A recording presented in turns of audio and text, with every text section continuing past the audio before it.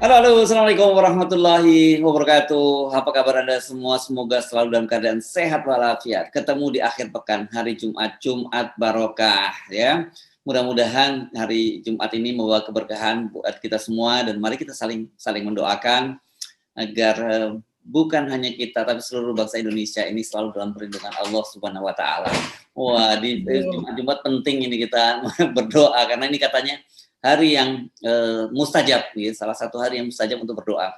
Situasinya di situasi politik kita, kalau kita melihat sekarang ini masih masa uncertainty, tapi juga di satu sisi juga menimbulkan harapan gitu ya. Dan kita sebagai orang yang beriman nggak boleh untuk berputus asa, selalu ada harapan. Seperti biasa, Anda akan kami ajak ngobrol dari dapur redaksi Forum News Network, membaca berita di balik berita. Bersama saya Hersy Arif dan saya Agi Beta, senang sekali menjumpai Anda di menjelang akhir pekan ini. Nah, sehari ini kita mau ngobrol apa Mas Hersu? Nah, pasti yang lagi ramai soal pertemuan antara Anies Baswedan dengan AHY. Ya. Itu satu. Yang kedua, perkembangan kasus Kanjuruhan karena polisi akhirnya sudah menetapkan 6 orang tersangka gitu ya. Dan surprise-nya di polisi baru hanya 3 orang gitu, kelihatannya yang diambil yang penanggung jawabnya, padahal seharusnya pelaku di lapangan juga itu bagaimanapun juga ikut bertanggung jawab kan.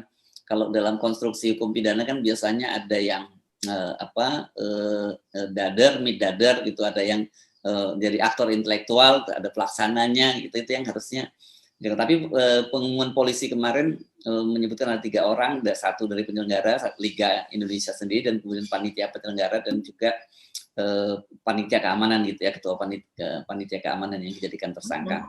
Itu saya kira juga menarik perhatian karena bagaimanapun sekarang ini orang, kalau mungkin banyak orang nggak sadar ya, kasus Kanjuruhan ini dampaknya itu terhadap Indonesia dan kepolisian itu lebih besar ketimbang Sambo, ya kan, karena kalau Sambo kemarin itu gempa lokal. Tapi kalau Kanjuruhan ini gempa global, gitu, karena media internasional juga semua menyoroti rame-rame dan beberapa media yang sangat berpengaruh di Amerika. Ini jangan lupa, ini soal kalau media di Amerika yang sudah membicarakan itu berarti berkaitan dengan pengambilan berbagai keputusan nantinya terhadap Indonesia. Ini kita tinggal tunggu ya berikutnya. Nanti kalau udah Kongres mulai bereaksi dan sebagainya, pasti akan ada semacam lanjutan langkah-langkah sanksi atau apa gitu dari Amerika. Tapi saya kira kita mulainya dari Demokrat dan AHY dulu ya. Anies dengan AHY dulu, Mbak ya. Iya Mas Hersu. Hari ini jadinya mereka bertemu ya. Jadi Anies datang ke markas Demokrat begitu yang di Menteng ya, daerah Menteng itu Mas Hersu. Ya. Saya nggak begitu hafal di mana Demokrat ini. Nah, saya pernah ke sana karena suka meliput dulu. Jadi itu daerahnya dekat-dekat dengan Cikini lah begitu. Dan di sebelahnya ada kafe yang suka digunakan juga untuk tunangan, untuk apa dan sebagainya, suka disewakan. Tapi ini pertemuannya adalah tentu pertemuannya di dalam dan kemudian suasananya itu ramai ya, karena memang biasanya di markas Demokrat ini memang ada semacam taman yaitu ya yang ada panggung di luar begitu, yang kemudian pada setiap acara itu bisa digunakan panggung tersebut, acara apapun begitu, dengan suasana pohon-pohon dan sebagainya. Mungkin kita bisa lihat dulu nih Mas Hersu kedatangan Anies ya, videonya. Jadi Anies tampaknya disambut oleh ya ratusan mungkin ya dari pengurus Demokrat maupun dari para kader Demokrat, dan tampaknya dari sebelum Anies datang mereka sudah nyanyi-nyanyi Mas Hersu. Kayaknya mereka udah bikin nyanyian sendiri tuh yang menyebut-nyebut Anies AHY begitu akan menang kayak begitu. Nah, kayaknya sih memang kalau melihat apa yang dikatakan oleh Badan Pemenangan Pemilu dari Partai Demokrat yaitu Andi Arief, dia mengatakan bahwa ya dia tampaknya sangat berharap betul bahwa yang nantinya akan berpasangan dengan Anies adalah AHY begitu. Jadi sekali lagi Mas Anies, welcome. Semoga bisa merasa di rumah sendiri. Anytime, kapan saja Mas Anies ingin diskusi, ingin menyampaikan hal-hal yang kami juga terus bisa perjuangkan, baik mungkin ada Mas Ibas, Ketua Fraksi Partai Demokrat di DPR RI. Melalui fraksi kita di parlemen tentunya juga kita bisa menyuarakan banyak isu rakyat tentunya yang kita perjuangkan dan kita bela bersama. Saya pikir itu pada akhirnya Demokrat memiliki harapan besar terbangunnya poros perubahan dan perbaikan. Kita mengapresiasi sikap politik dan keputusan partai-partai politik sahabat kita didahului oleh Bapak Surya Paloh dari Partai Nasdem yang sudah mendeklarasikan Mas Anies pada tanggal 3 Oktober yang lalu. Saat itu sekali lagi saya masih berada di luar Jakarta. Kemudian saya juga sudah berkomunikasi dan juga intensif dengan Presiden PKS Bapak Ahmad Saiku dan teman-teman di PKS. Artinya kalau Demokrat, Nasdem dan PKS juga semakin solid, tangguh, tidak mudah tergoda, dan juga tidak mudah terintimidasi. Ada dua hal yang harus kita jaga, jangan terintimidasi, jangan juga tergoda. Mudah-mudahan kita semua istiqomah dalam menjaga. Terima kasih sekali lagi, terima kasih semua atas kehadiran dan semangatnya. Wassalamualaikum warahmatullahi wabarakatuh.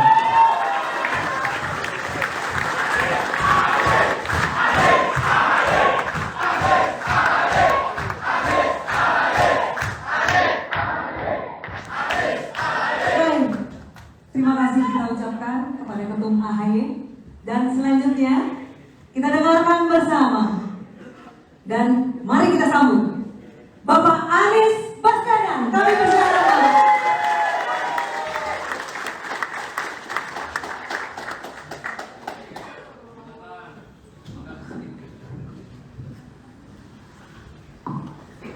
Mas AHY yang saya hormati, saya banggakan, saya muliakan, dan seluruh keluarga besar Partai Demokrat yang berkumpul di Auditorium Yudhoyono. Assalamualaikum warahmatullahi wabarakatuh. Selamat pagi, salam sejahtera untuk semuanya. Masuk ke tempat ini suasananya luar biasa. Dari mulai datang, tadi saya sampaikan dalam obrolan di dalam, bahwa saya merasa sangat terhormat dan tidak membayangkan bahwa rencana pertemuan yang bukan disampaikan, kita rencana kumpul memang, rencana bertemu, tapi membayangkannya ketemu dengan Mas AHY dan beberapa pengurus. Ternyata pengurusnya luar biasa. Saya merasa terhormat dan semangatnya, nah ini semangatnya itu tidak bisa diperjualbelikan. Tidak bisa diharga rupiah. Dan saya sampaikan terima kasih pada sambutan yang luar biasa dan atas persahabatan yang terjalin selama ini. Persahabatan itu jalan terus sejak lama sekali. Tadi saya sampaikan bukan hal yang baru, panjang, dan kita bersahabat ketika sudah Mas AHY aktif di partai maupun ketika belum di partai, dan dengan teman-teman juga sini banyak yang kita sudah berinteraksi jauh sebelum di partai. Termasuk pada dua Andi tadi itu. Andi itu udah panjang betul, dan kita berteman, bersahabat, bekerja bersama. Tadi saya sampaikan, kita ketika Demokrat, Pak SBY bertugas memimpin di Republik ini, kami banyak berinteraksi, dan di masa itu demokrasi dijaga, transparansi diangkat, institusi dijaga, dan bagaimana equal level playing field itu diterapkan. Dan kita se-Republik ini seringkali tidak menyadari pentingnya itu sampai terjadi perubahan. Terus kalian di ruangan ini listriknya nyala nyaman, AC-nya nyaman, cahayanya nyaman, tapi kita tidak sadar bahwa di balik itu ada PLN yang bekerja setengah mati membuatnya. Ketika PLN tidak berfungsi, baru kita sadar kemana ini PLN. Kok lampunya mati. Institusi, demokrasi, transparansi, good governance itu ketika ada belum tentu disadari. Ketika berubah, baru kita sadar. Kita harus kembalikan itu semua. Dan ini kita bisa memahami konteksnya ya. Artinya gini, yang kita bisa simpulkan adalah pertama bahwa soal pencapresan Anies itu clear ya, Demokrat akan mendukung gitu, dan sinyal, dan PKS saya kira juga posisinya sama. Cuma memang ini nanti yang akan menjadi ganjilan adalah siapa yang menjadi calon wapres gitu ya, karena kelihatannya buat Demokrat itu harga mati gitu ya, soal AHY calon wakil presiden itu harga mati gitu. Sementara Nasdem, karena dia udah tahu diri lah, Nasdem karena dia kan secara tidak langsung dia sudah mengklaim Anies Baswedan sebagai calon presiden yang dia dukung, maka dia membebaskan Anies untuk mencari calon wakil presidennya sendiri gitu ya. Makanya orang kemudian menyimpulkan apakah bagian dari itu, karena harusnya kan kalau koalisi yang bertemu itu adalah partai-partai politik ya, dan Demokrat dengan PKS. Tapi ini kan langsung datang adalah Anies Baswedan. Itu apakah bagian itu? Tentu saja itu yang kemudian kita menangkap ada suasana keriuhan atau semacam euforia malah kan saya sebut ya di Demokrat ketika menyambut Anies Baswedan. Iya betul. Ini sepertinya jadi semacam ujian juga, ujian kenegarawanan gitu ya bagi Anies Baswedan gitu, karena yang melakukan PDKT bukan pihak dari partainya, bukan dari Nasdemnya, tapi dia sendiri yang datang ke sana begitu. Bagaimana dia bisa menghasilkan pembicaraan yang tentunya kalau seandainya mengangkat AHY itu dengan konsekuensi apa begitu. Kalau seandainya pun tidak memilih AHY, tapi bagaimana caranya untuk membuat pihak Demokrat akan tetap mendukung dia. Nah, ini kan menjadi kita perlu flashback sedikit ya ke 2019 dulu ketika Prabowo dengan Demokrat kan. Anda ingat juga ya ada pertemuan dengan Pak Prabowo dengan Pak SBY dan sebagainya. Tapi pada waktu itu kan kemudian terganjal karena SBY tetap saja Demokrat tetap menginginkan agar Agus Harimurti yang menjadi calon wakil presiden, dan akhirnya seperti kita ketahui Demokrat tidak bergabung dalam koalisi itu kan gitu ya. Jadi semacam apa waktu itu, absen atau apa namanya ya, kita nggak jelas posisinya Demokrat pada waktu Pilpres 2019 lalu itu.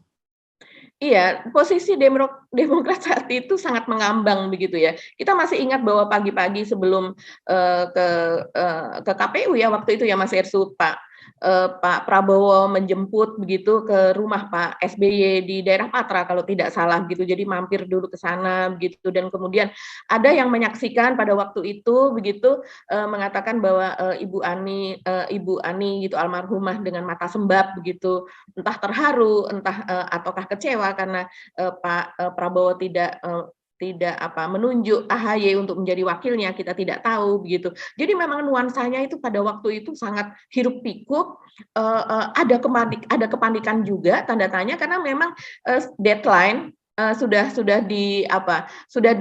mentok gitu ya deadline-nya, tapi kita masih belum tahu siapakah yang nantinya akan menjadi wapres begitu kan. Rakyat pendukung Prabowo demikian gitu.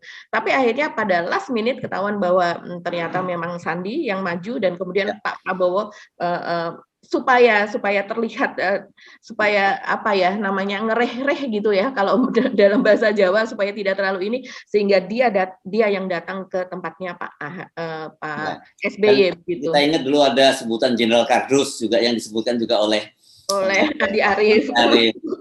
Nah sekarang ini saya kira situasinya berbeda ya. Kalau dulu memang dari sisi persyaratan pencapresan itu tidak tergantung pada Demokrat gitu ya.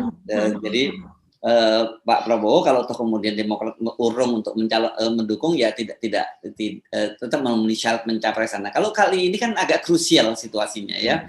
Kenapa? Karena kita tahu bahwa pilihannya itu sekarang ya Nasdem, Demokrat, dan PKS. Kalau salah satu di antara mereka nggak deal gitu, ya ini batal pencapresannya Anies. Jadi ini poinnya krusial. Jadi dalam hal ini Demokrat punya call tinggi gitu ya untuk pencapresan AHY. Tapi tentu saja orang melihat catatan-catatan gini.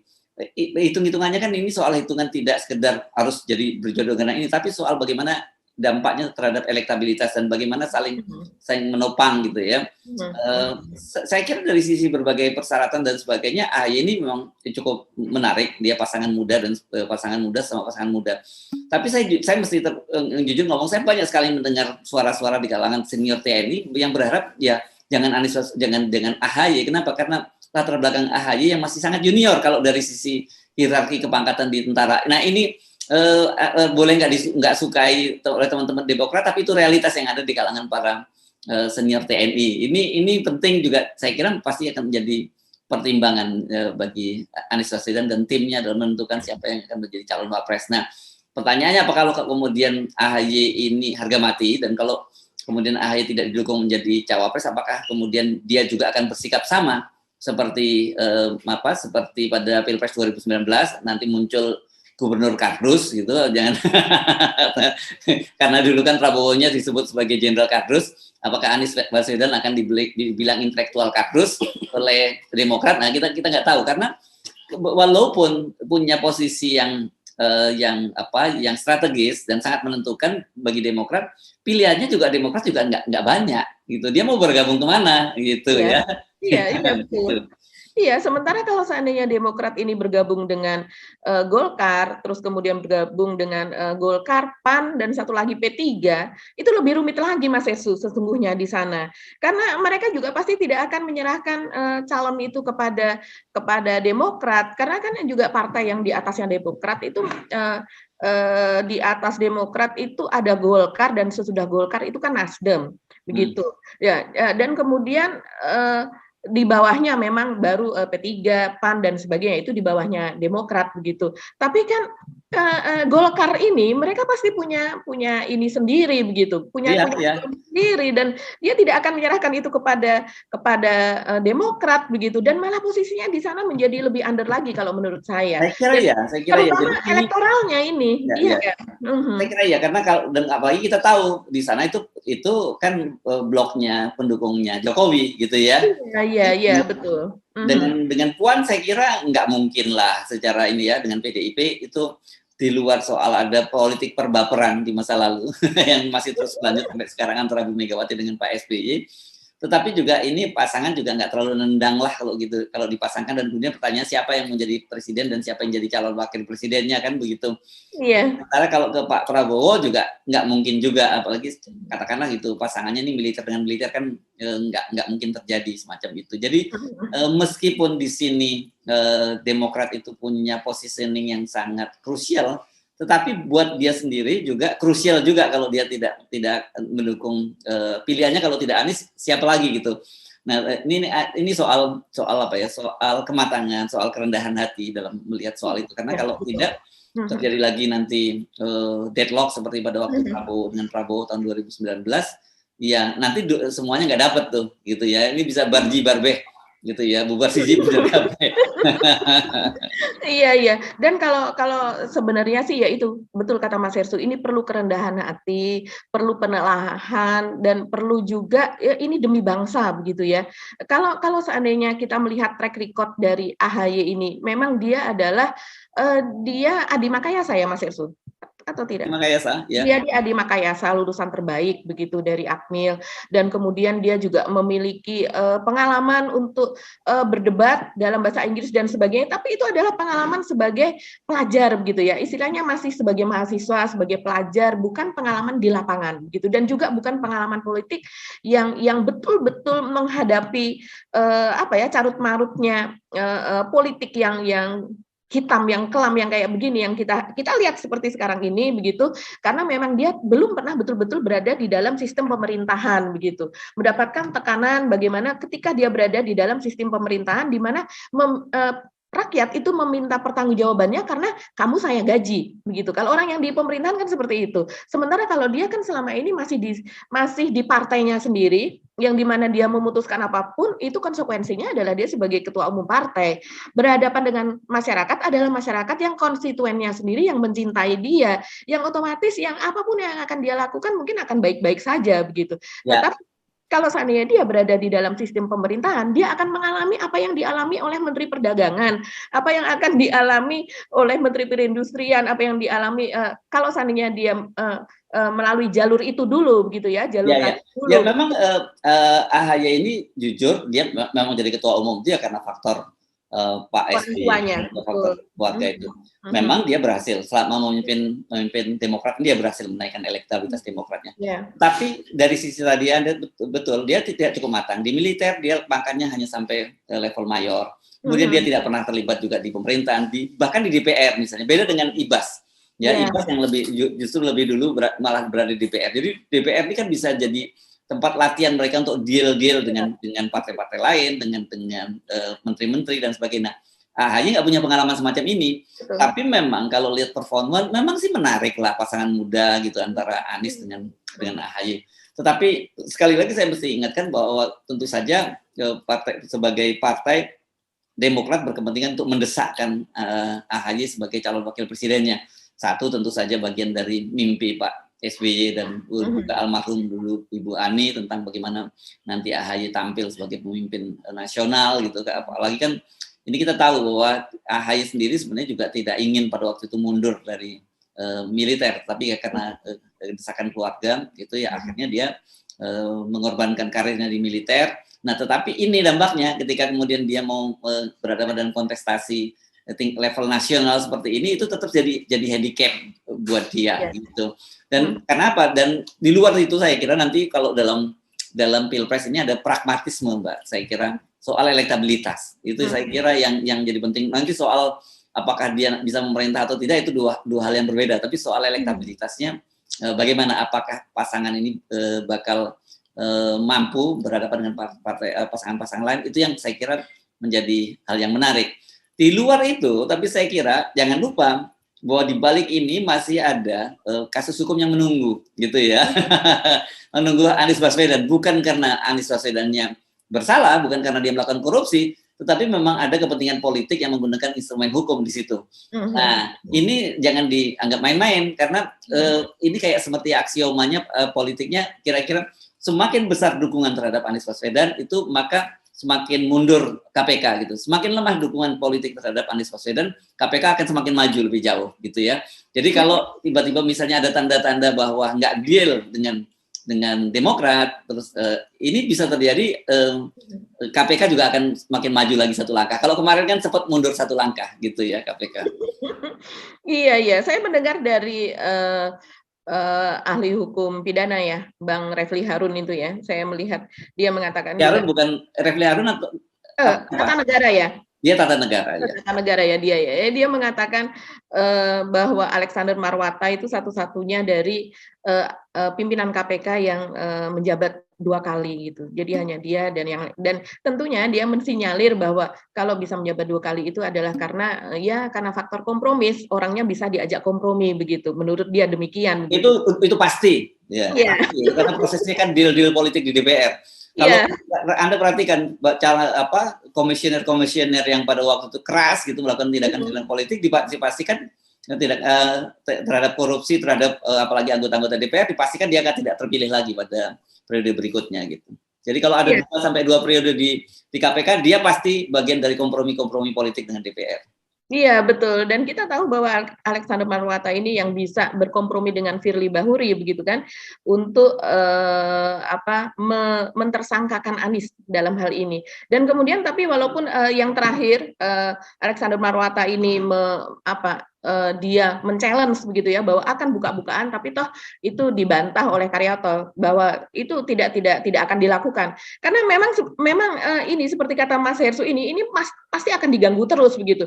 Tapi jawabannya itu seringkali justru jawaban dari publik, Mas Hersu. Pembelaan itu justru berasal dari rakyat. Seperti kita Alexander Marwata itu mengatakan bahwa dia akan membuka bagaimana pemeriksaan penyidikan itu terjadi karena semuanya itu direkam begitu kan. Dan kemudian ternyata malah dari mantan anggota KPK begitu ya, penyidik di KPK yaitu Novel Baswedan, dia mengatakan sudah dibuka saja semuanya begitu. Dia tantang karena dia juga tahu kalau dibuka semuanya itu akan malah menjadi backfire bagi KPK begitu. Dan kalau seandainya kasus dari Anies ini dibuka, dia tentu akan ada tuntutan yang berikutnya, kasus-kasus yang lain untuk dibuka juga, kasus bansos, kasus IKTP, dan masih banyak lagi kasus-kasus pajak yang sampai saat ini tidak selesai.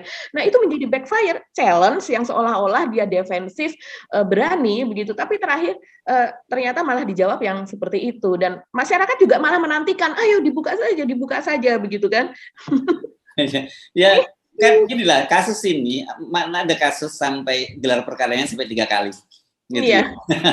Kalau biasanya kasus itu kan gelar perkara sekali dan kemudian ketemu unsur pidananya ketemu, dan begitu unsur badannya ketemu langsung dilanjutkan menjadi penyidikan dan kemudian jadi tersangka. Biasanya begitu.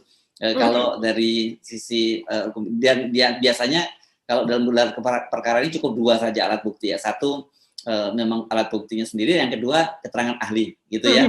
Nah, sekarang kan kita tahu bahwa mereka sudah punya keterangan ahli ya. Keterangan ahli yang disebut itu Profesor Agus Surono.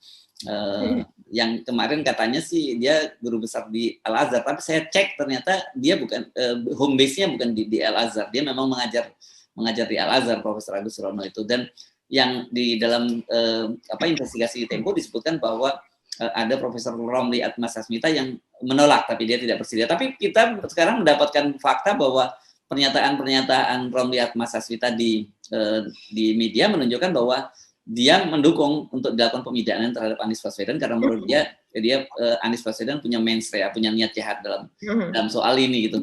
Jadi sebenarnya KPK sudah punya modal yang kuat, yakni keterangan ahli. Tetapi buktinya sendiri yang saya kira itu yang lemah, kemudian makanya mereka kemudian bertemu dengan kepala BPK kan, ya, seperti yang diinginkan oleh Firly untuk melobi kepala BPK untuk memberikan semacam opinion memang itu terdapat unsur pidananya. Jadi memang kelihatannya alot kalau sampai tiga kali ini ya berarti nggak deal gitu lah ya. Ini mengingatkan saya pada judul berita di sebuah media, Mas Hersu. Beritanya judulnya kurang lebih demikian, bahwa Anies didukung oleh Akbar Tanjung, kader Golkar yang pernah menjadi tersangka korupsi. Jadi itu lucu sekali, saya bilang, ini apa ya? Nah, terus kemudian kita jadi ingatlah, Mas Hersu mengatakan tadi Pak Profesor Romli Atmasasmita yang dia mendukung bahwa ini ada mens rea, bahwa ini ada indikasi korupsi begitu pada kasus Anies Formula E ini. Padahal kalau seandainya itu akan dijadikan sebagai ahli, Pak Romli ini juga pernah menjadi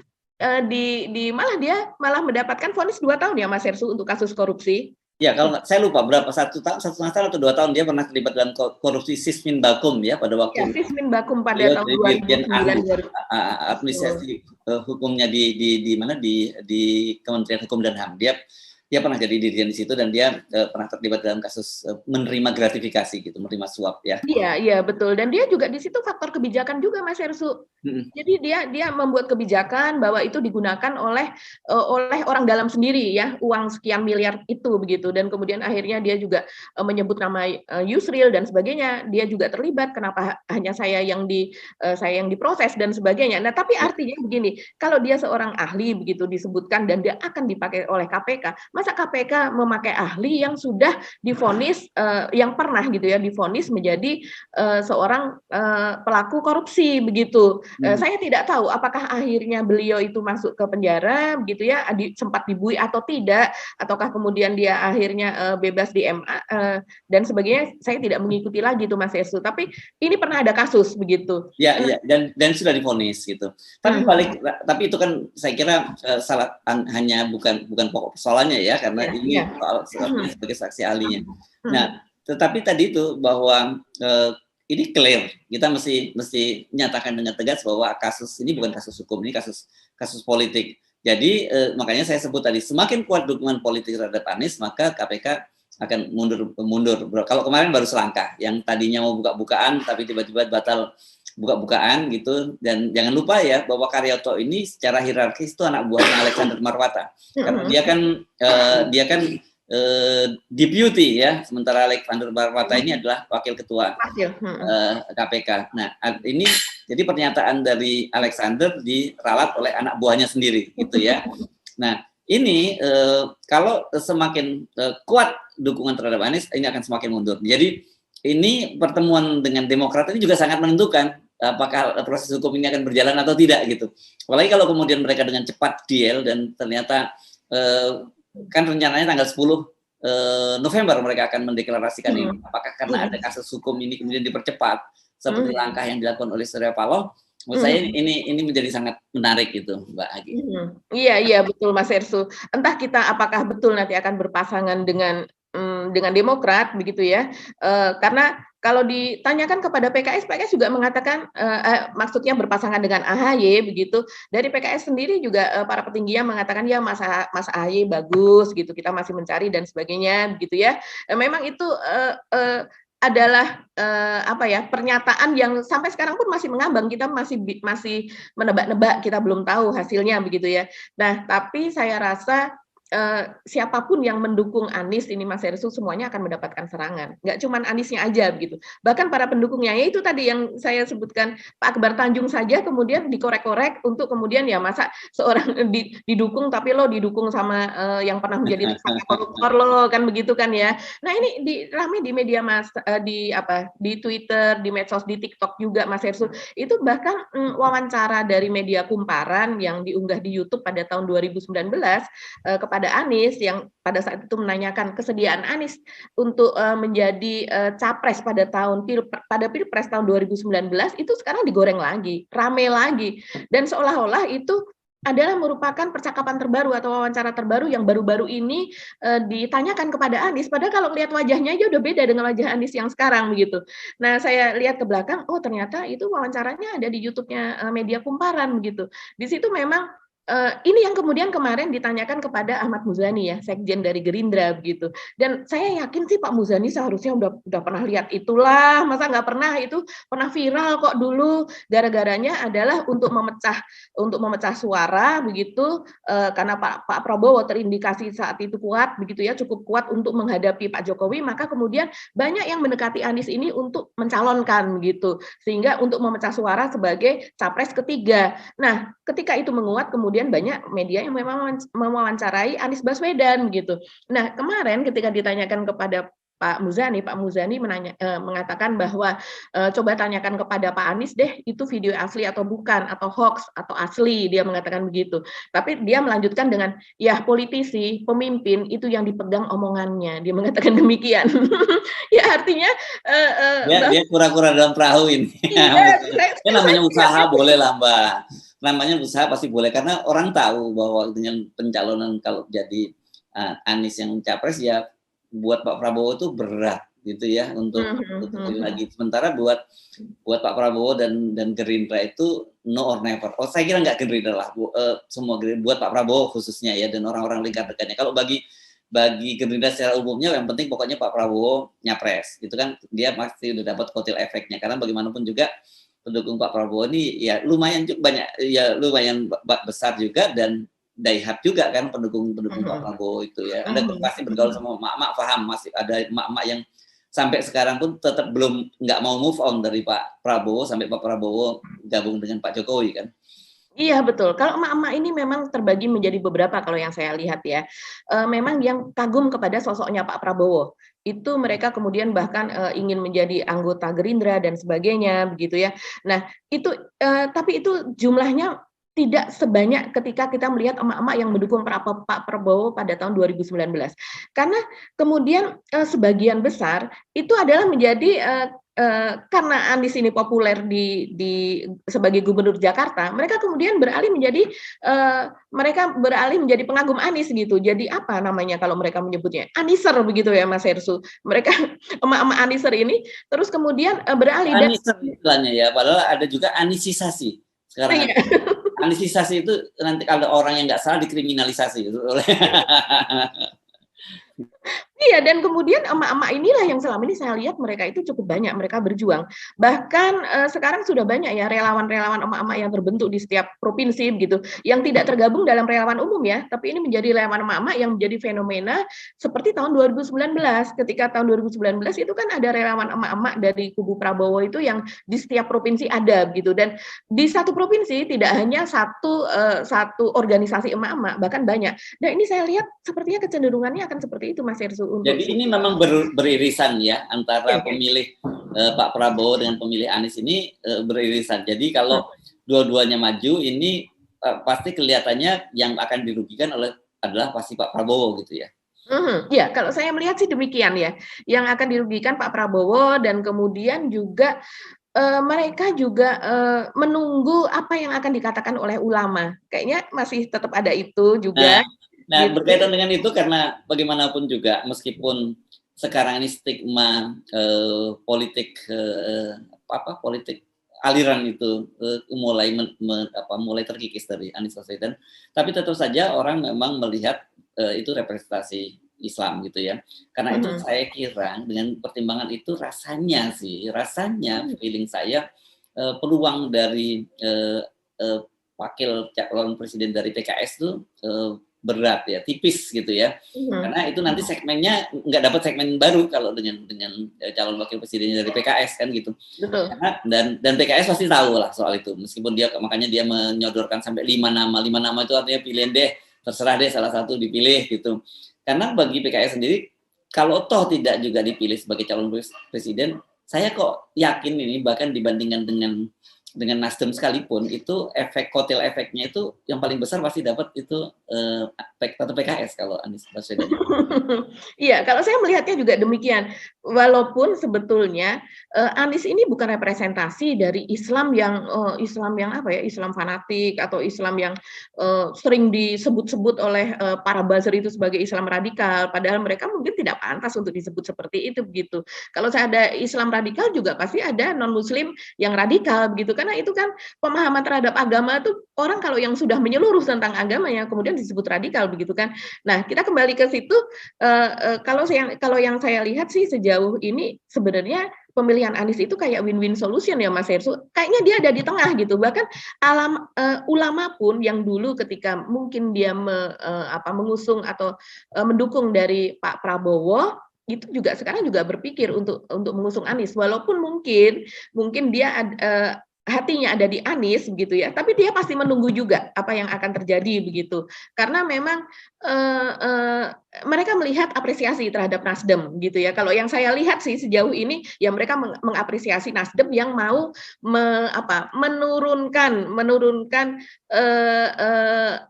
pandangan politiknya begitu menjadi lebih moderat gitu, tidak liberal amat. Kalau dulu kan kalangan yang seberangan ini melihat Nasdem ini sebagai kelompok yang sekuler, liberal dan sebagainya. Nah, dia mau menurunkan itu dengan memilih Anies. Padahal Anies ini juga bukan terlalu representasi dari ulama yang garis keras gitu.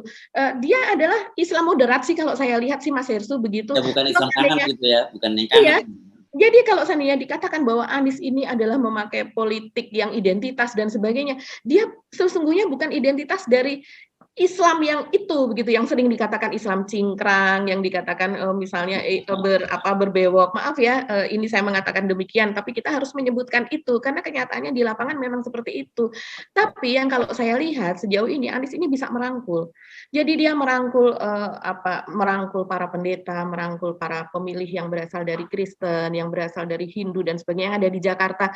Seperti misalnya warga Hindu di Jakarta belum pernah memiliki krematorium gitu ya, kremasi untuk mengkremasi kalau ada warga yang meninggal dan kemudian ditanyakan apa yang Anda inginkan. Kami ini sebenarnya ingin punya tempat untuk mengkremasikan saudara-saudara kami, dan kemudian di era Anies itulah itu diwujudkan begitu. Banyak sekali hal-hal yang menjadi impian mereka itu kemudian diwujudkan, seperti misalnya rehabilitasi atau renovasi dari rumah-rumah ibadah, tidak hanya yang beragama Islam, tapi semuanya direnovasi, gereja, wihara dan sebagainya, kuil direnovasi. Nah, itulah mungkin yang membuat kalau di Jakarta itu suasananya ketika 5 tahun Anies menjabat itu menjadi lebih tenang. Kalau saya lihat begitu. Jadi pembelahan agak menurun gitu. Kita kalau bercakap-cakap di Jakarta, Mas Ersu, itu tidak seperti mungkin yang saya bayangkan kalau bercakap-cakap di tempat yang lain, yang kalau di medsos itu kan sepertinya pembelahan kayak gitu.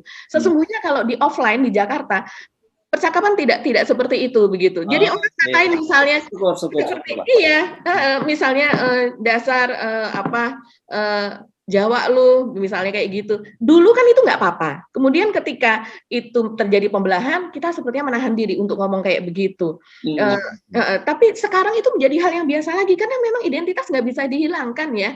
Identitas melekat pada kita kok begitu. Kritik lu misalnya kayak gitu kan, itu udah hal yang biasa gitu. Oke, jadi kita tunggu ini perkembangannya masih belum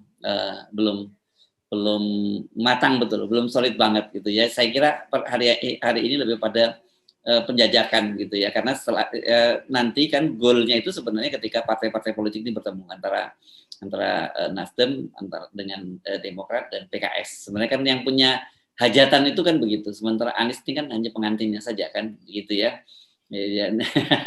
Jadi kalau dia nanti ngelamar, saya mau nikah dengan yang ini gitu, Tapi kemudian kalau orang tuanya nggak sepakat kan juga nggak jadi gitu. Walaupun jadi orang kan banyak salah memahami, kan Demokrat kan Nasdem membebaskan Anies untuk memilih calon wakil presidennya. Iya, Nasdem udah dapat Anies, masa maksud dia juga mau nentuin lagi calon wakil presidennya. Tapi diam-diam di belakang pasti dia juga menginginkan, dia punya preferensi gitu. Tetapi dia tahu bahwa dia butuh koalisi dengan partai lain. Kalau tidak juga pengantinannya nggak jadi kan gitu.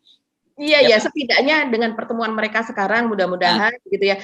Tidak ada dua calon capres dan cawapres lah begitu. Ya, kita pengennya begitu. Kita nggak berkepentingan dia Anies mau pasangan dengan Anies dengan AHY, mau dengan Aher atau Iwan Prayitno atau siapapun di PKS. Tapi kita berkepentingan bahwa jangan sampai terjadi desain politik nanti hanya dua capres yang maju. Karena itu kita kan positioning kita 0%. Kenapa? 0% itu supaya semakin banyak pilihan rakyat untuk memilih gitu.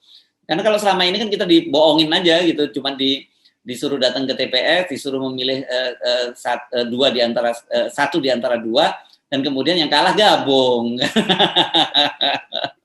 Nggak baper ya. Sebenarnya kita sudah tahu yang menang pasti yang satu itu, yang satunya hanya calon boneka saja begitu. Iya. Jadi itu sebenarnya konteksnya ya. Kita nggak berkampanye dengan siapa, kampanye kita akal sehat. Kalau memang Anies dan yang lain itu janji ada menjanjikan perubahan yang lebih baik buat bangsa ini, ya kita akan dukung gitu ya. Kalau yang lain kita mendukung yang tidak didukung buzzer begitu. kalau itu clear ya.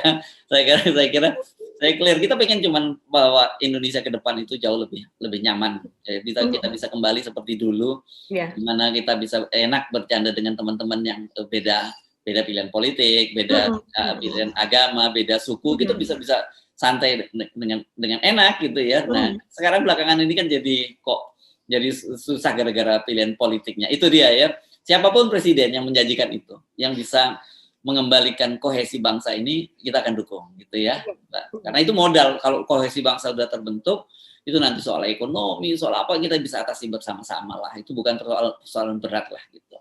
Okay. Betul Mas Ersu. Yes, kita saya kira kita masih ada waktu ya untuk ngobrolin soal Kanjuruhan, Mbak.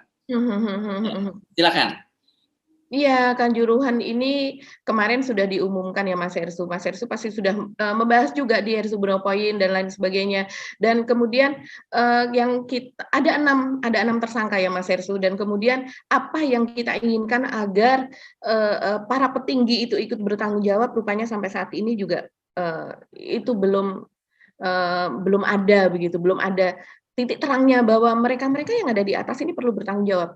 Bahkan tadi kemarin ya, itu ada sebuah diskusi di Metro TV, saya lihat itu kawan saya Tommy Welly, yaitu seorang pengamat bola begitu ya, dan dia wartawan bola senior, dulu kami sama-sama di Antv bersama Tommy Welly, itu berdebat sangat intens begitu ya, dan kemudian menjadi trending topik saat ini di Twitter, dan masih terus naik karena rekamannya ini menjadi viral begitu. Rekaman dia berdebat dengan seorang anggota exco PSSI yang bernama Ahmad Riyad begitu. Ahmad Riyad ini dari Jawa Timur ya Mas Ersu ya, dia. Katanya logonya Jawa Timur, dan saya lihat ternyata di asosiasi provinsi di bola kan ada asosiasi gitu, asosiasi provinsi Jawa Timur gitu ya. Dan kalau nggak salah dia seorang lawyer ini. Oh begitu ya.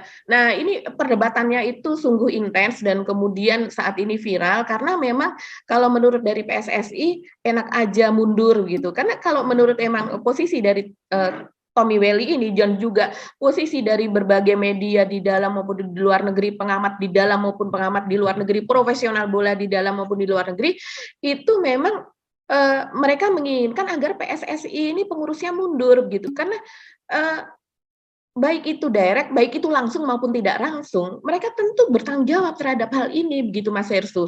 Karena mereka adalah mereka yang merumuskan pertandingan, mereka adalah juga yang membuat ketentuan-ketentuannya, mereka yang memastikan bahwa setiap statuta dari FIFA ini akan dilaksanakan di lapangan, gitu. Apakah semuanya beres ataukah tidak? Itu semuanya ada di PSSI. Itulah kenapa PSSI pejabat-pejabatnya menjadi demikian penting, karena memang mereka memiliki wewenang gitu. Mereka juga memiliki wewenang untuk memberikan memberikan misalnya semacam hukuman begitu ya terhadap anggota klub anggota PSSI kalau seandainya mereka tidak memenuhi standar PSSI atau menyalahi aturan-aturan yang ada di PSSI begitu. Nah, tapi bagaimana mungkin ketika terjadi kerusuhan seperti ini yang menelan ratusan nyawa ini, kemudian PSSI kok menjadi tidak seolah-olah melepas tangan gitu, melepas tangan, tidak bertanggung jawab. Karena kalau seandainya kita lihat kemarin kita baru saja yang menjuarai untuk internasional apa kemarin berapa Mas Herssu? U16 ya? Ya. Ya. U17 ya? Iya. Saya tidak hafal U16 ataukah U17 ya. Dan kemudian itu dia berhasil menang, terus kemudian euforia seperti itu, yang muncul adalah Ketua Umum PSSI begitu. Jadi Ketua Umum PSSI ya mungkin memang karena pembinaan juga ada di bawahnya mereka begitu. Jadi kalau seandainya terjadi kemenangan, kalau seandainya terjadi kebahagiaan gitu ya, kegembiraan, itu PSSI muncul begitu kan, bahwa itu adalah kerja kami. Tapi kenapa kalau seandainya ada tragedi semacam ini, mereka juga tidak tiba-tiba kemudian mereka juga muncul bahwa ini mengambil tanggung jawab besar, ini adalah tanggung jawab kami juga begitu. Jadi kan kita ingin orang itu melihat keadilan, lagi-lagi keadilan sih Mas Herssu kalau di sini yang orang melihatnya begitu, bahwa kalau seandainya semua hal, kalau seandainya dia mau mengambil kegembiraan, mengambil yang positif, dia juga harusnya tanggung jawab terhadap hal-hal yang negatif. Dan jangan lupa bahwa kasus ini seperti kita sebut berkali-kali ini menjadi sorotan dunia internasional ya. Jadi tekanan terhadap Indonesia, pemerintah Indonesia itu tidak hanya berasal dari komunitas di dalam negeri tapi juga dari komunitas internasional, dan itu nggak bisa diabaikan begitu saja karena implikasinya cukup serius yang kita juga balik menyinggung soal pemberitaan di media yang sekarang sedang ramai juga. Kalau Anda menonton di konten-konten saya kan kita menyebut soal adanya media besar seperti Washington Post, New York Times dan sebagainya menyoroti itu, dan mereka semua sampai pada satu kesimpulan ini persoalannya kesalahannya ada pada polisi gitu yang bertindak tidak cukup profesional kan. Sebenarnya bolak-balik ini kok mau dicari-cari pintunya terkunci apa segala macam atau pintunya terlalu kecil dan sebagainya. Ini persoalannya kenapa kok kemudian menembakkan gas air mata di dalam stadion yang itu jelas secara statuta FIFA itu dilarang. Dan kalau kita menyimak pernyataan dari Kapolda Jawa Timur Irjen Pol Niko Afinta yang menyatakan bahwa itu itu sesuai dengan SOP karena akan terjadi anarki, berarti dia nggak paham kalau dia menyatakan seperti itu gitu.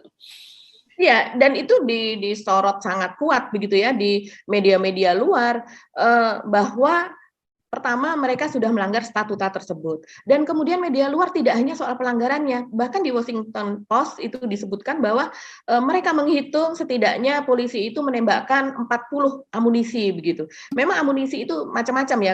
Kalau yang saya baca, dia menyebutkan selain gas air mata itu juga ada flashbang, terus kemudian ada flare.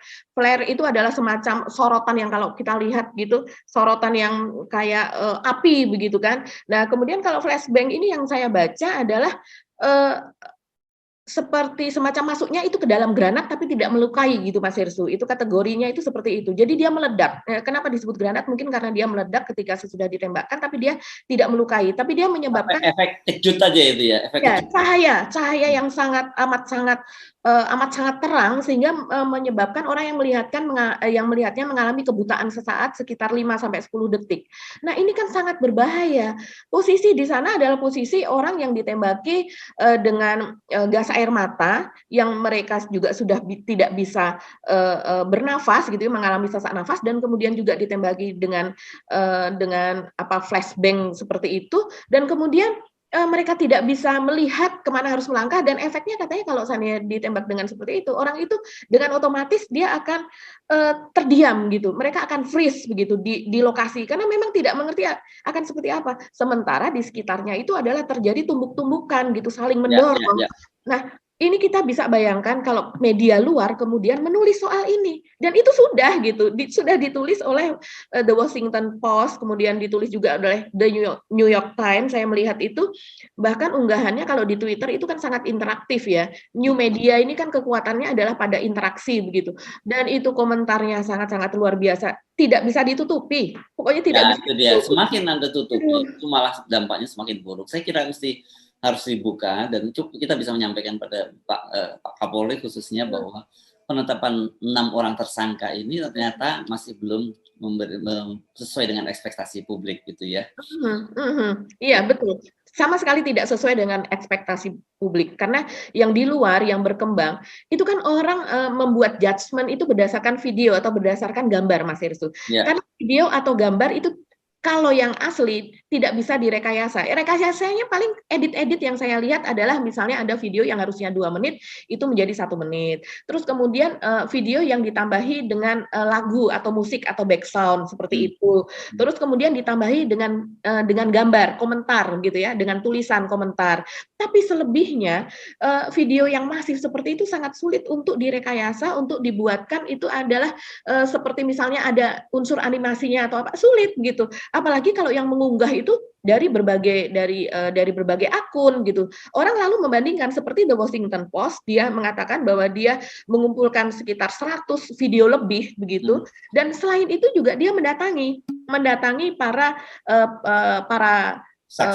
saksi dan juga keluarga korban. Iya. Dan saksi inilah yang kemudian juga mereka memiliki video dan menyerahkannya kepada para jurnalis dari Washington Post. Bahkan ada jurnalisnya yang kalau saya lihat itu yang mereka koresponden ya, semacam koresponden yang bermarkas di Malaysia itu pun diterjunkan untuk ke Indonesia begitu.